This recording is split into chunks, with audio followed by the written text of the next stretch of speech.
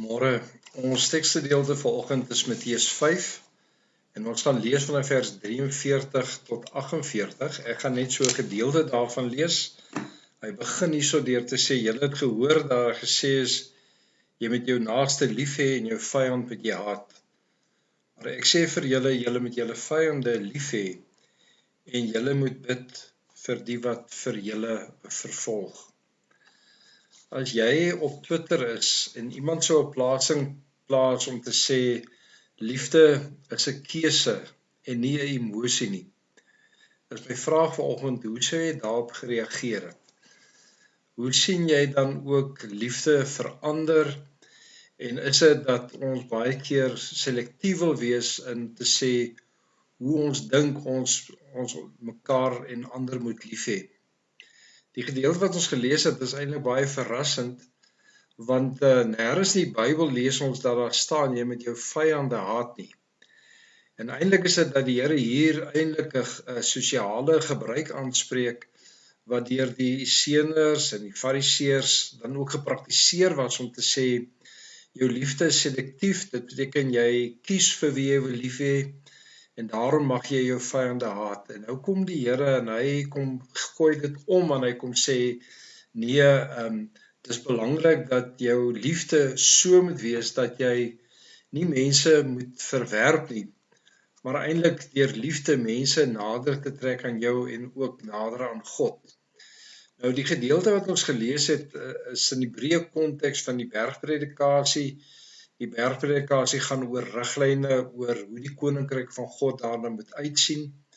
En dan dat die Here vir ons leer om te sê, maar as ons regtig gelukkig wil wees, die koninkryk van God wil sigbaar maak, dan moet ons leer om in afhanklikheid voor die Here te leef. Ons moet leer om barmhartig te leef teenoor ander. Ons moet kan treur oor die stikkindheid van die samelewing en ook oor die sonde in ons eie lewe. En dis die doel van die bergpredikasie eintlik om ons op te roep om te sê, maar identifiseer julle as kinders van God en gaan leef dan as kinders van die Here. En hierdie word vir ons riglyne om te sê, maar hoe lyk hierdie lewe as Christen?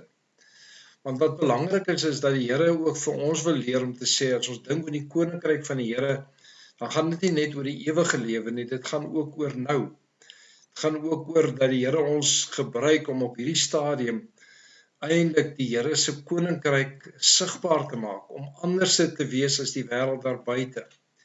En daarom is dit dat die Here hier 'n klomp riglyne gee in hoofstuk 5, eintlik vir ons om te help om te verstaan, maar hoe lyk my lewe as gelowige? Hoe leef ek anderste as die res van die wêreld?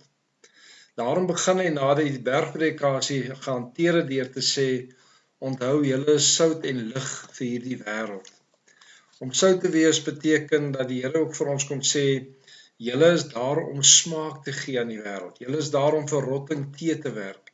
Julle is daar om genesing te bring in die gemeenskap waarin julle leef. En daarom is ons 'n weerspieëling eintlik van die lig van God ook in hierdie wêreld. En is dit dat hy sê, soos 'n stad nie weggesteek kan word nie, is dit onmoontlik vir ons om weg te steek dat ons aan God behoort, dat die Here ons die tyd verander het. En daarom dat ons dan juis anderste optree en leef. En dan gebruik die Here hierso 6 teenstellings om dit vir ons dan eintlik uit te wys. En die eerste teenstelling gaan eintlik oor die 6de gebod van jy mag nie moord pleeg nie, en hoe hy dit verder uitbrei deur ook te sê dat woede en haat is deel eintlik van karaktermoord. Dat 'n onverzoenbaarheid met 'n medegelowige het dikwels 'n invloed ook op ons verhouding met God.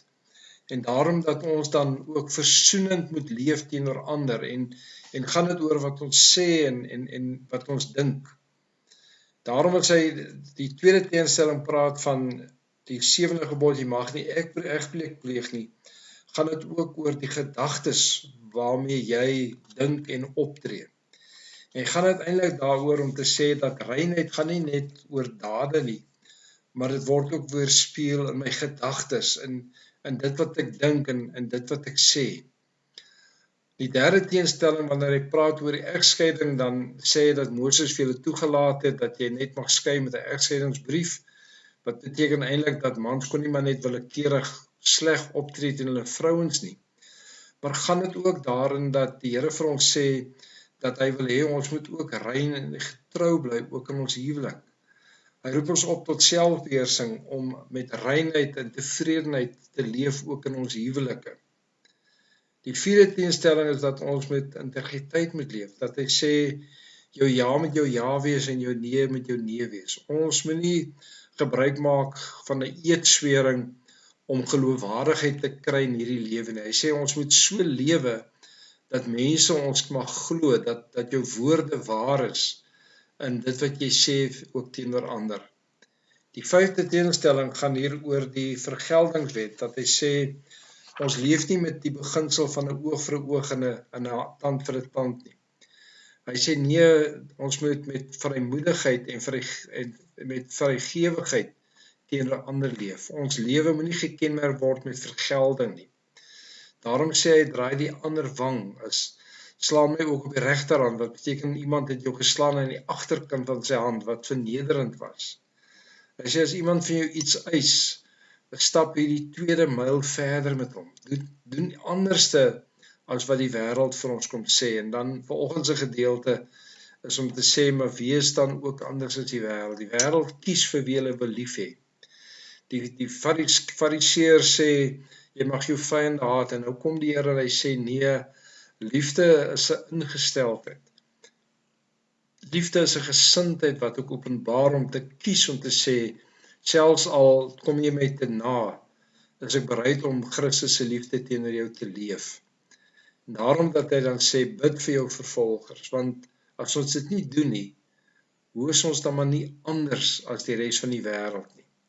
En ons word juis opgeroep om hierdie andersheid dan ook uit te leef in ons manier van leef elke dag. As ons vanoggend dink oor wat hierdie boodskap vir ons beteken, dan is dit dat die Here vir ons kom sê, julle is die kinders van God in hierdie wêreld. En om die koninkryk van God uit te bou, beteken dat ek en jy anders moet wees as die wêreld rondom ons. Dit word geopenbaar in ons gesindheid, in ons gedagtes, in hoe ons na die lewe kyk, en dit beteken dan ook dat ons met liefde teenoor ander sal optree, sodat ons liefde dan ook die kenmerk word van ons lewe en ook dan vir mense mag nader trek in 'n verhouding tot God. Kom ons bid saam. Here, baie dankie dat U vir ons leer hoe om te leef, en help vir ons, Here, dat ons altyd iets van U gesindheid sal openbaar ook in hierdie wêreld. Mag U koninkryk in en deur ons kom, en mag U deur ons verheerlik word. Amen.